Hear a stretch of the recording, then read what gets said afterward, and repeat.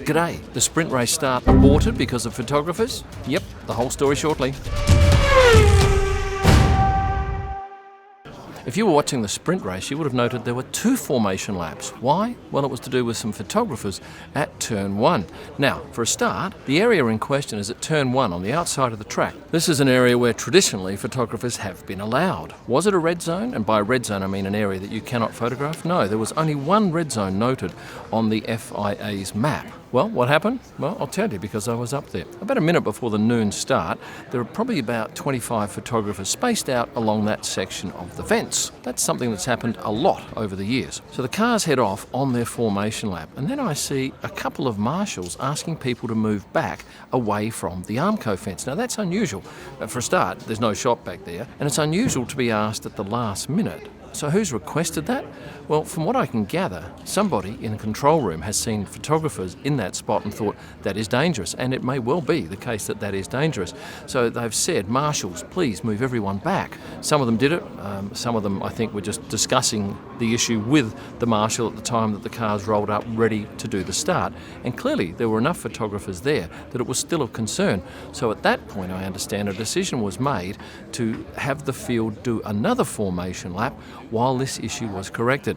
There were more marshals then quickly moving people further back. They got back as far as I was and said we needed to move a little bit further back, which we did. And by that time, all the cars had rolled around to the start line and eventually got away with no photographers in that at-risk area. So 2 things. I believe that's the first time that that has ever happened, that photographers have caused a start to be aborted. And that from Ted Kravitz, who I spoke to about this a little earlier. And secondly, there'll be no doubt that we won't be able to shoot from that spot for tomorrow's race. We've just had an email from the FAI saying that yes, this area indicated here will be a red zone for tomorrow's race, even though it's never been one before. Was anyone ever in danger? Well, if they'd stayed there, probably yes. So in hindsight, it was a good decision, although it was a very late one and certainly caught a lot of photographers by surprise. Now, a follow-up on the Logan Sargent David Coulthard issue. Did you see this video on Williams' social media page? How do you feel about DC calling you out for parking? Well, I don't know if you saw my boy Kim Millman have my back. Did he really? Yeah. So Alex parked like an idiot. I parked perfectly, and I got for him parking hitting a pole. Well, I can tell you, as an adjunct to that, I spoke to David Coulthard, who was doing hot laps last night, and I did ask him, did someone tell you that was Logan's car? And he said, no, just took a guess. He's pretty nonchalant about it, and I think it was just a bit of fun on his part, although a lot of you probably picked up that it was a bit rough on Logan, and certainly Logan here was happy to set the record straight with Alex Albon. Hello people, there's track action going on outside, but I'm prepping, as you can see here, for something a little bit different. I'm doing a hot lap around the Red Bull Ring, which is quite a thrill, especially on a race weekend. So I've now got my suit on, I've got my helmet, I've got my I haven't got a hands device, I've got a balaclava, and I'm going out with a very talented driver in a Porsche GT2 or 3. It doesn't matter what number, it'll be immensely quick, and there'll be plenty of hesitation from me heading into corners like turn 1 and turn 3 where there's heavy braking involved. I've done plenty of racing in the past, but I've been in control of the car, not as a passenger. That tends to worry me a little bit. Anyway, it's something I think I will remember for a long time, and I can't wait to get out of the car and tell you what it was like. Let me tell you, I've just come back from a hot lap in a Porsche GT2 and it was absolutely electric. They do a lap in about 1:30 and it's a violent ride. F1 cars do it in about 1:05. And the thing that stood out for me was the braking. It's late braking, it's violent, and coming into this turn, I thought they would have taken that pretty much without savage braking, but I was wrong. The lead into that corner, they heavily brake, and then they're on the throttle very quickly, feeding it out as they go around, then they brake again heavily there. So thank you very much to the circuit for organising that, and in fact you can come and do that.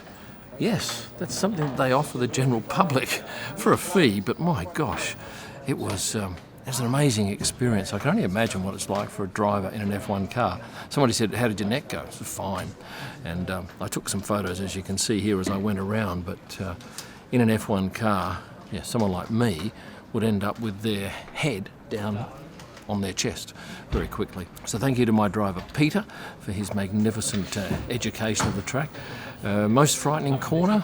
Well, certainly coming into the second last, there's a lot of braking involved, but probably 1, 2, 3, 4 or 5 heading into the hairpin.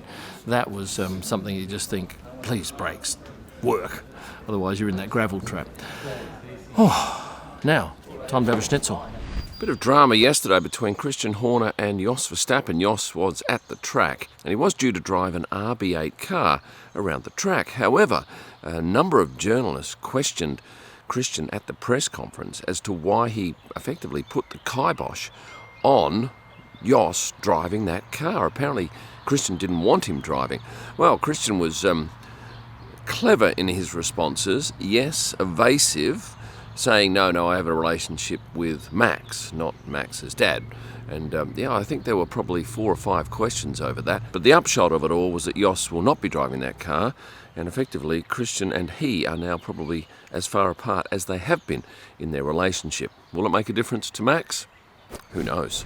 I quite like this photo. Mark Webber here, alone on top of the McLaren motorhome, underneath an umbrella, enjoying himself under the Styrian Alps sky. I was having a chat with the guys on the security and I asked them which countries are the toughest for policing getting into the paddock, and they said, for a start, Saudi is one of the worst, people trying to get in with fake passes, and then Miami, Las Vegas, and what was the other one? Mexico City also are challenges for them. But that electronic system down there is pretty darn good, and I think foils most people, along with the eyes of the staff that stand out down there. Very few people manage to get in to the paddock that shouldn't be here. Now, it's nice to see the Mercedes crew in their traditional Austrian outfits. Yesterday I saw these 2 ladies in theirs, and I also saw the head of PR, the head of communications, Bradley Lord, dressed in the lederhosen and typical Austrian kit.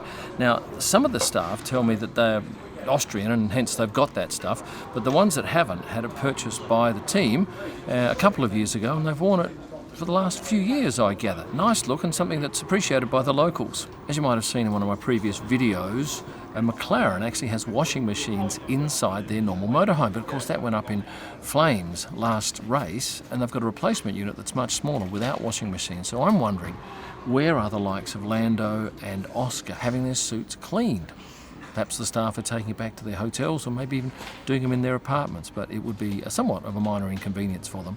Now, I saw this pop up on a fan's page, a statement allegedly from the Silverstone circuit saying that the track invasion won't be happening on a major scale. According to this, people who have bought tickets have been emailed saying that, yes, you may be able to get onto the track if you come from one area and you get a wristband which you'd collect on the Sunday morning being race day. Now, I had a whole lot of responses from people to a post I put up on the Silverstone circuit today confirming that is indeed the case. Let's talk about sprint quali yesterday. Yuki Tsunoda, a big spin, and I was there to capture every frame of it. It was pretty frightening to look at and a lot of noise, but luckily for him, he hit nothing, and while that lap didn't count, his previous lap was good enough to get him into the next session. Well, that is it from the Red Bull Ring, so now I'm going to ask you a favour. Please hit the like button and subscribe. And for a whole lot of extra stuff, that's where you go. Thanks for watching and stay passionate.